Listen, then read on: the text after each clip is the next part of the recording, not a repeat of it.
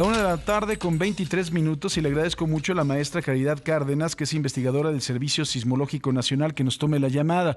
Mi querida Caridad, en un principio me gustaría empezar con unas aclaraciones que me mandaste, que me parecen muy pertinentes, al respecto de unas visiones que teníamos, yo creo que pues basadas en la antigüedad, ¿no? En el temblor del 85, en eso estábamos, ¿no? Y todavía nos quedamos con los temblores trepidatorios y oscilatorios y los grados en la escala de Richter, cosa que tú nos has corregido con mucha claridad y eso ya no está. O sea, ya no existe. Esto ha cambiado. ¿Cómo estás, Caridad? Buenas tardes.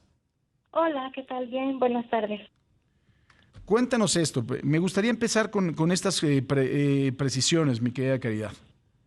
Sí, sobre oscilatorio y trepidatorio, Sí, en y realidad, también de los grados en los que se miden ahora los temblores. claro que sí. Bueno, sobre oscilatorio y trepidatorio son términos que más bien describen cómo siente la gente el sismo. A veces sentimos un poquito más el movimiento horizontal o el movimiento vertical, pero en realidad todos los sismos, todos, producen movimiento para todos lados. Es bastante complicado cómo se mueve el suelo cuando pasan las ondas sísmicas. Y de hecho, pues hay diferentes ondas sísmicas. Algunas hacen que se mueva hacia arriba y hacia abajo, otra que se mueva hacia los lados. Así que todos los temblores son tanto oscilatorios como trepidatorios de alguna manera. Es decir, que los sismos no se clasifican así. Son términos que no se usan en la sismología. Lo puede utilizar la gente para describir cómo fue su experiencia con el sismo, pero no son términos, digamos, científicos. O sea, esa experiencia no quiere decir que el sismo efectivamente se haya presentado así. A lo mejor nosotros lo sentimos oscilatorio, pero en la realidad se presentan los dos tipos de movimientos. Es muy complejo, como tú lo decías. Sí, exactamente. Y depende mucho si estamos muy cerca del epicentro, si estamos lejos, si estamos en un edificio alto, si estamos en planta baja. Entonces va a depender de todo eso que nosotros sintamos más el movimiento horizontal o el movimiento vertical, pero siempre hay los dos tipos de movimiento. Claro. Ahora, en segundo lugar, el asunto de los grados. Antes se medía en la escala de Richter, ahora ya no. ¿Cómo se miden ahora? ¿Qué fue lo que cambió, Caridad? Bueno, nunca se ha medido en grados. Realmente la magnitud es una escala adimensional, entonces no hay que ponerle dimensiones, ni grados ni nada, solamente es un número. Originalmente la primera escala de magnitud fue la de Richter, pero es una escala que se hizo para sismos específicamente de California, porque Richter era de allá, y para un tipo de equipo sísmico que se usaba en esa época y que ahora ya no se usa. Entonces, las escalas de magnitud que se usan ahora son equivalentes de alguna manera a la de Richter, pero ya son otras, son diferentes. Todas lo que calculan es la magnitud, no la intensidad, porque eso también es diferente cuando hablamos de sismos. Magnitud es una cosa e intensidad es otra cosa muy diferente. La magnitud, que es lo que el Servicio Sismológico Nacional reporta, es una medida que está relacionada con el tamaño del sismo o con la cantidad de energía que se liberó en ese momento. Y es un cálculo que se hace de manera numérica a partir de los registros que se obtienen por los sismógrafos. Y es una característica del sismo, no de cómo se sintió. Por otro Ok. lado, cuando ocurre el sismo, libera estas ondas sísmicas que viajan por la Tierra y hacen que el suelo se mueva de diferente manera de un lugar a otro. Eso es la intensidad. Cómo se movió el suelo en cada lugar. En algunos lugares se mueve más, en otros se mueve menos. Entonces, esa sí va a ser la intensidad. Ahora, Caridad, entonces, si el sismo de 1985 fue de 8.1 y el de el lunes fue de 7.9, estuvieron muy cerca. ¿Cuál sería la diferencia entre los dos? ¿Se medían distinto en 1985 y en el 2022? No, estamos hablando de magnitud en los Ujú. dos casos. Lo que sí es importante mencionar con respecto a la escala de magnitud es que no es una escala lineal.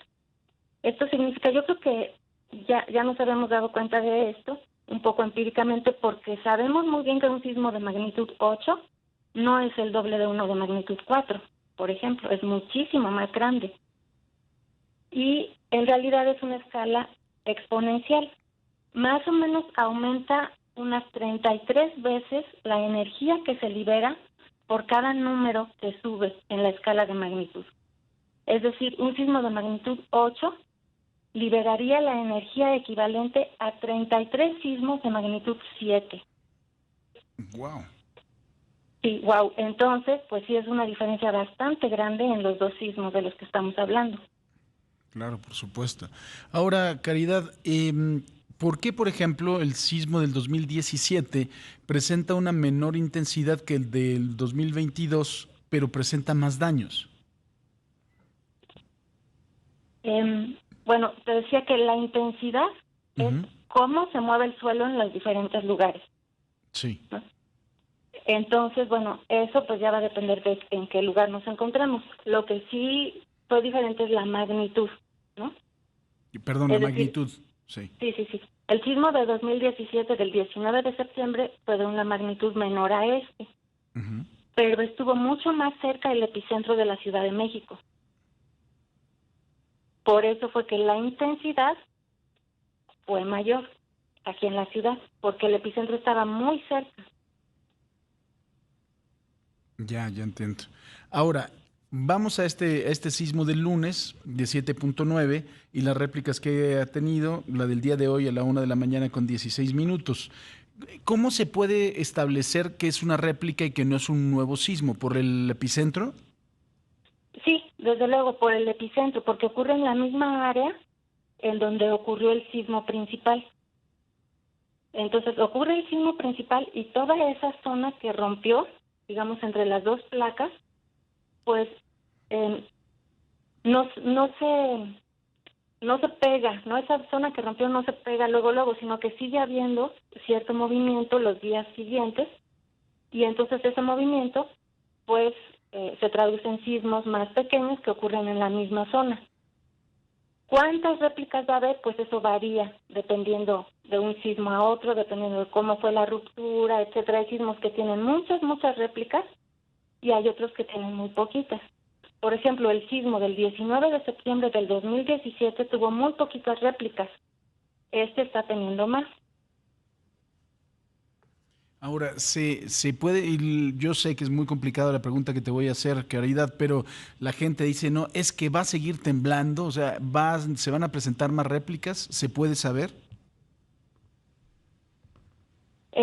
Bueno, ahorita sí se van a seguir presentando réplicas porque ya hemos tenido bastantes. Entonces sí se van a seguir presentando. Normalmente lo que pasa es que van disminuyendo en número y en magnitud las réplicas poco a poco.